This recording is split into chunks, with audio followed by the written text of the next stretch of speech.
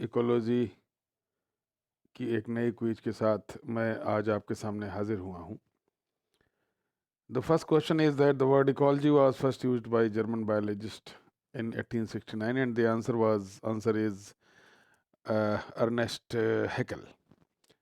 Haeckel was the scientist who first used the word ecology, or actually we can say that the word was coined by ecology.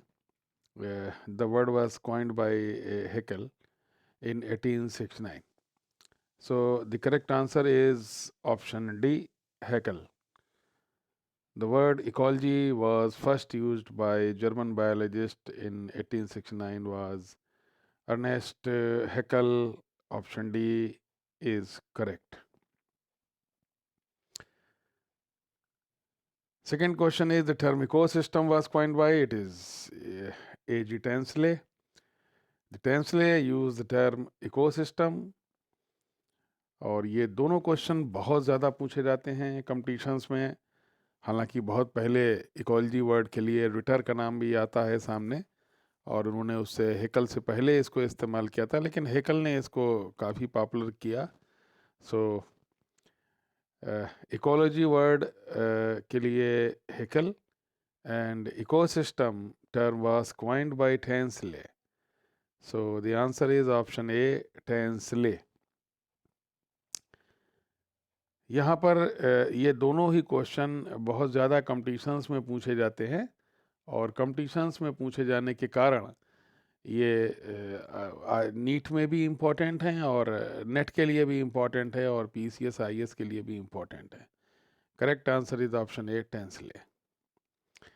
The atmosphere is divided into how many layers? So it is divided into 4 layers known as the troposphere, stratosphere, mesosphere, stratosphere, ionosphere. हमको पता है कि 4 layers में atmosphere को divide किया गया है नीचे से ऊपर जाने में. तो जैसे ही हम लोग ट्रोपोस्फेयर से शुरू करते हैं, फिर स्ट्रेटोस्फेयर आता है, फिर मीजोस्फेयर आता है, लास्ट में सबसे ऊपर आयनोस्फीयर आता है. तो ये 4 लेयर्स में डिवाइड होने के कारण इनको इस्तेमाल किया जाता है इस तरीके से कि जो 4 लेयर्स होती हैं उनमें सबसे नीचे ट्रोपोस्फेयर होता है, उसके बाद मीजोस्फेयर, फिर स्ट्रेटोस्फेयर, उसके बाद आयनोस्फेयर. तो सबसे पहले ट्रोपोस्फेयर, फिर स्ट्रेटोस्फेयर, फिर मीजोस्फेयर, फिर आयनोस्फेयर. इस तरीके से ये 4 में डिवाइड करते हैं. Who defined ecology as the study of the natural environment including the relations of organisms to one another and to their surroundings?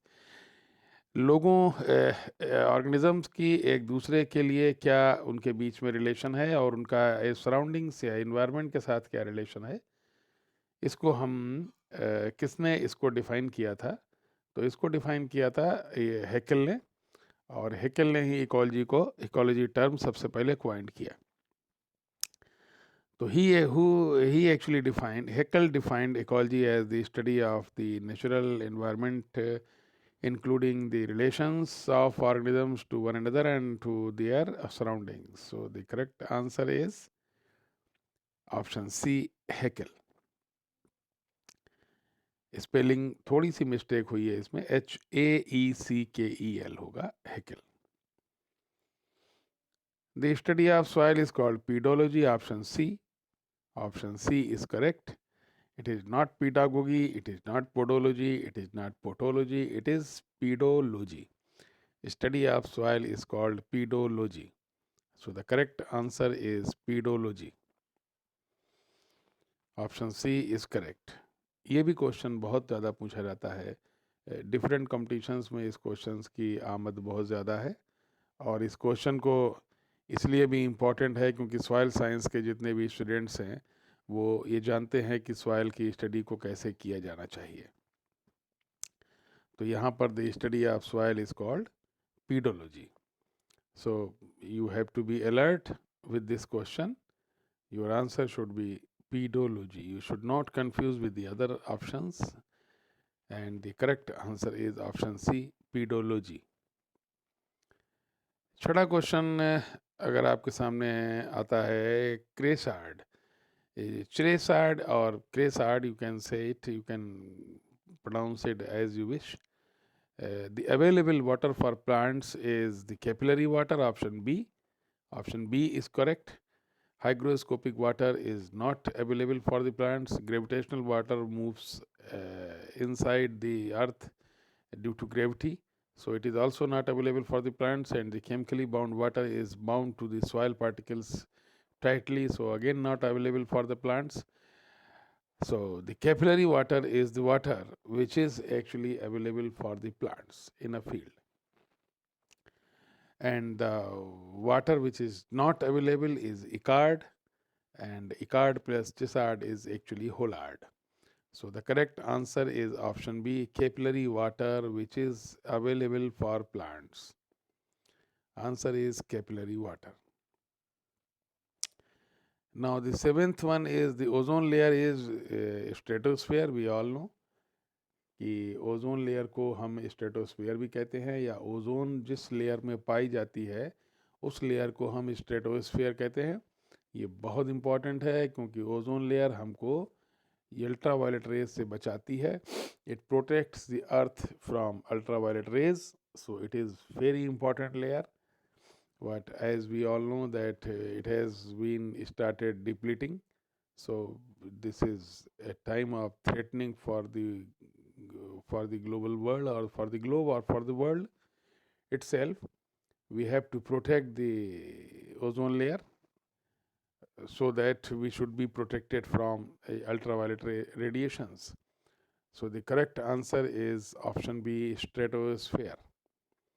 It is stratosphere. Option B is correct.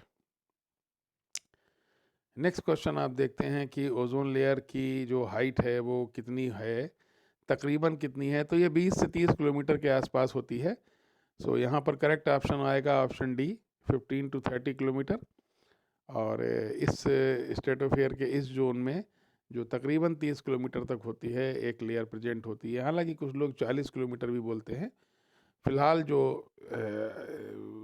जो literature available है मेरे पास, pathfinder academy की book से मैं ये सब तैयार करता हूँ, उसमें बताया गया है कि ये 15 से 30 किलोमीटर तक ये ओजोन लेयर पाई जाती है. यानी कि ओजोन लेयर, ओजोन गैस जो है वो नीचे पृथ्वी पर जब तक है तब तक बहुत हानिकारक है. It is very harmful for the human beings, for the organisms living on this earth. But as we move up to the environment, up in the environment, up to 30th kilometer, we will find a layer of ozone which is very beneficial for us. Correct answer is option D, 15 to 30th kilometer. The troposphere and stratosphere means the first and second layer together account for about 99.9% of the mass of atmosphere. Atmosphere में जितना भी मास है, atmosphere का जितना भी volume है, it is just because of the two layers, troposphere and stratosphere. ये दोनों लेयर मिलकर के 99.9% of the mass of the atmosphere बनाते हैं. और बाकी बचे हुए जितनी भी जोन हैं उनसे बाकी का 0.1% एटमॉस्फेयर बन के रेडी होता है. तो दो इम्पॉर्टेंट जोन जो कि वाकई बहुत इम्पॉर्टेंट है वो हैं troposphere and stratosphere. They together account for about 99.9% of the mass of atmosphere. So the correct answer is option D, 99.9%.